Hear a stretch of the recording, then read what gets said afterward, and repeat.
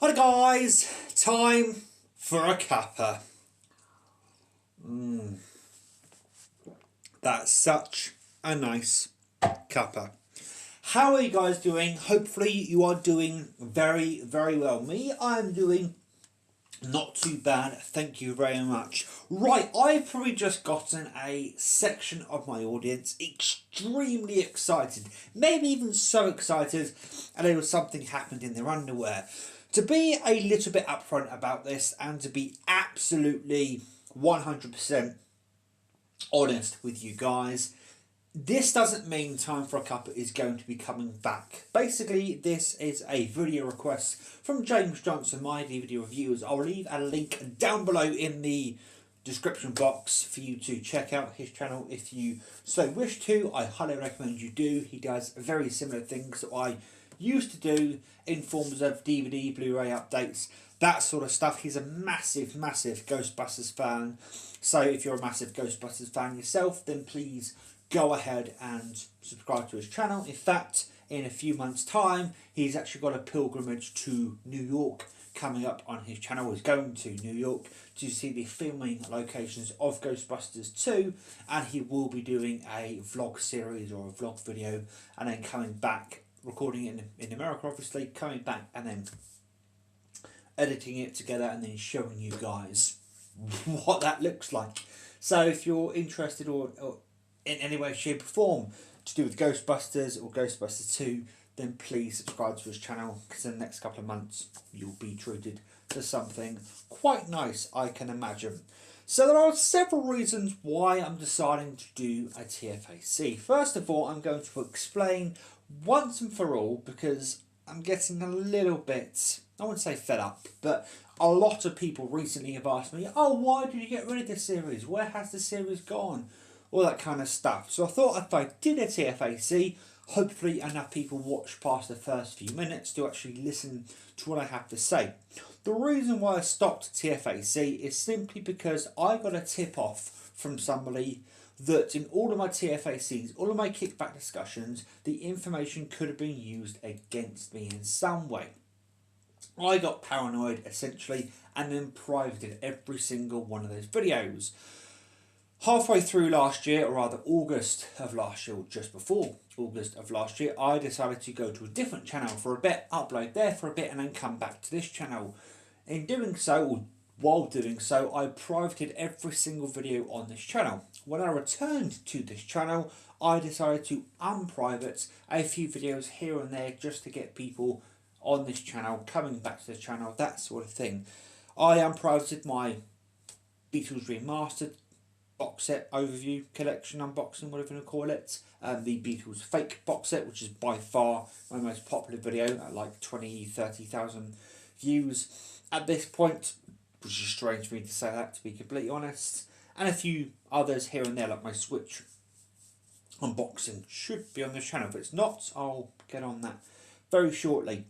TFAC isn't gone, okay? Those videos aren't deleted, they're just privated right now in my video, and I'm deciding what to do with those videos at some point down the line. Secondly, I would like to just tell you guys, I've been having some audio issues recently. Ever since getting the S8, I use the Lavalier SmartLav Plus. This is the pouch that you can put the microphone into. I've actually lost the box in which it came in, and I'll show you the box so you know what product it is. It cost me 50 quid or 55 quid to be absolutely exact. Actually, it cost me personally almost 60 quid if I'm being completely honest, because not only did I buy the Rode app on iOS, I've also bought the RecForge Pro 2 app on Android, because at one point I was going between iOS and Android. So anyway, so the product itself is £55 and it gives you studio quality audio. Rode claim that this lavalier mic is of the same value of like a $300-500 more microphone. When I say dollar, I don't think I'm talking American dollar, because Rode is Australian, if you didn't know. So I think they're talking Australian dollar, which means in terms of pounds, it's far less than you may think it is. But still, they're saying that you're getting a far better audio device than you're paying for. Well, you need to read the small print. What they're essentially saying is people tend to use these items with their cameras, and they're saying that comparatively to the inbuilt microphone on a camera, this is like $300 worth of an upgrade.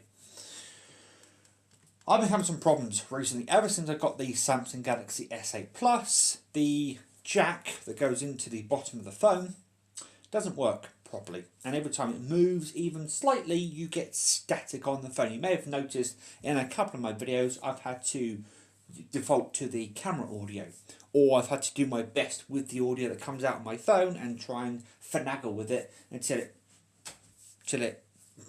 produces a good enough audio signal. Right now I'm using an attachment I have actually that I bought for an additional £10. Yes, it's not cheap for a bloody adapter, believe it or not.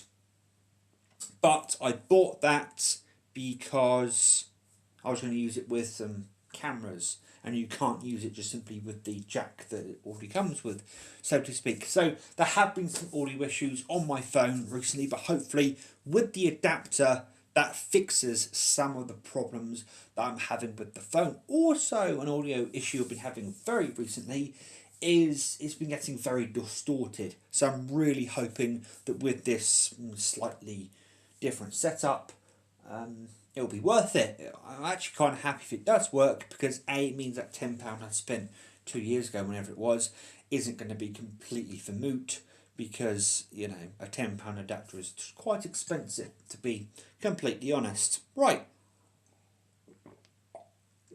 That's a bit of house cleaning out of the way for now.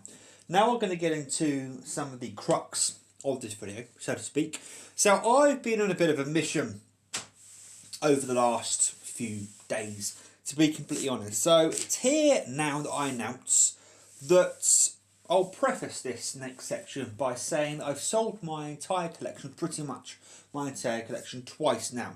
Once in January 2016 to buy a new computer, to upgrade my computer, because the previous one had gone the way of the dodo, and late last year to buy an Xbox One Elite. Anyway, so I've since sold the Xbox One Elite for reasons that I have divulged in the video, but I'm not going to necessarily divulge here. As a result of that, I've still got the computer, by the way. It's my everyday computer. It's a gaming computer. I recently have gotten the urge once again to collect. But as I've said to various friends and to the camera, to be honest, I'm not going to collect everything again, because I've done it twice already. In fact, the second time I collected things, I was even growing my collection even bigger than before. So I'm going to contain it to a very few things. There's some bits and bobs I want to get that are outside the company I'm about to say. The company is HBO. I'm going to collect everything HBO that I'm interested in. That includes The Sopranos, includes Game of Thrones, which, as you guys know, I've been collecting over the last little while, over the last month, I would say. It means True Blood. I'm very interested in True Blood. I'm interested in The Wire. I'm interested in Boardwalk Empire. I'm trying to think what else. Deadwood. I'm very interested in Deadwood. In fact, I've seen most of Deadwood, not all of it, but most of it. What else HBO am I interested in? Basically, I'm going to be collecting HBO. I'm also going to be collecting HBO Blu-rays where I can. So I've said before that I'm a packaging freak, a really, really big packaging freak. And quite often I go for the DVD versions over the Blu-ray versions, because the Blu-ray versions, to be honest, are just keep cases. So for instance, I actually now have The Sopranos in Blu-ray put to one side for me. I'll be paying for it on Wednesday. But for a long, long time, I was dilly-dallying between the DVD and the Blu-ray. To be honest, the price I've paid for the Blu-ray is a bloody good price, to be completely honest. I'm glad I waited, because I think it was late last year, or maybe before that it was released, and it was bloody expensive. It was like £70 to £100. And now I paid a very reasonable price to pay for it, to be completely honest.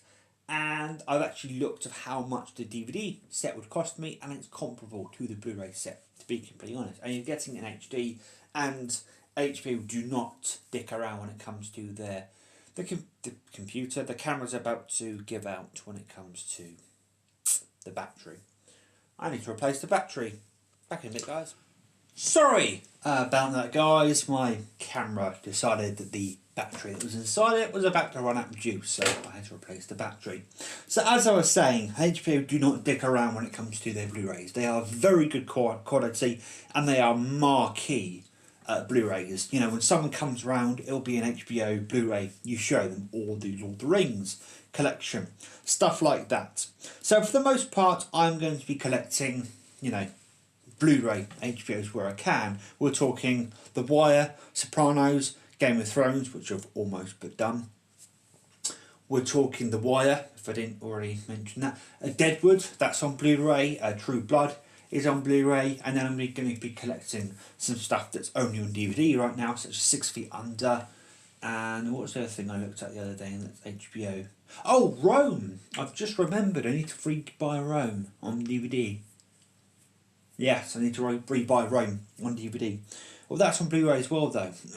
See, this is where my packaging, you know, packaging freak, whatever it is, comes out, because the DVDs of Rome are so nice. They're wooden. They're actually wooden boxes. But no, I did say I'd go for the Blu-ray where possible, and Rome has been released on Blu-ray, so I'll go for the Blu-ray. I also am going to rebuy Band of Brothers and The Pacific for like the third, fourth time, which is kind of ridiculous. I've rebought both those shows so many times at this point. It's kind of unreal. I bought them both on DVD and both on Blu-ray, and now I'm rebuying them on Blu-ray again because I've sold them twice already. Anyway, it doesn't matter. I'll be rebuying Band of Brothers and The Pacific. As far as this month's concerned, you will probably see an update on all of Game of Thrones seasons 1 through to 7, because I've all but secured all of those, so that will be coming your way very shortly. You can also, I've just revealed that I've also got The Sopranos on lay-by, or put by for me, so you can look forward to The Sopranos at some point this month, probably in the next week or two. And we'll see where things go from there. I do have a couple of things, major things, this month. It's Mother's Day and my mum's birthday this month, so do have to bear that in mind. We'll see where the money goes, and I might be able to stretch to some other HBO things this month. I'm thinking maybe Band of Brothers and The Pacific. We'll see where things go, where it currently stands. But yeah, I thought I'd just do a little bit of video, explain what happened to TFAC, explain what's going to be happening to TFAC. We'll see where things go in the future. You never know. And just explaining, you know, what my collecting habits are now going to be. There are a couple of things here and there that I will rebuy that aren't HBO, such as the Stanley Kubrick Masterpiece Collection, probably Back to the Future on Blu-ray, stuff like that, simply because they were gifts back in the day, so I'll be reacquiring those when I can. Anyway guys, you know the spiel: like, dislike, put a comment down below, hit the bell icon, make sure the quotations are around it, and you will receive a notification to your device of choice. Until next time guys, please take care, and as always, enjoy the rest of your day. Cheerio.